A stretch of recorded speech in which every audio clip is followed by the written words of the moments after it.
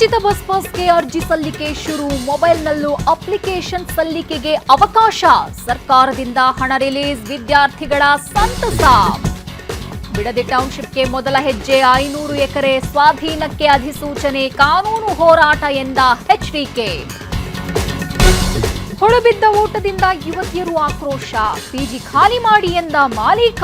ಬಸವೇಶ್ವರ ನಗರದಲ್ಲಿ ಓನರ್ ದರ್ಪ. ಏರ್ಪೋರ್ಟ್ ಬಳಿ ತಲೆ ಎತ್ತಲಿದೆ ಹೈಟೆಕ್ ಸಿಟಿ. 1800 ಕೋಟಿ ವೆಚ್ಚದಲ್ಲಿ ಕಾಮಗಾರಿ. ಹೋಟೆಲ್ ಹಾಲ್ ನಿರ್ಮಾಣ.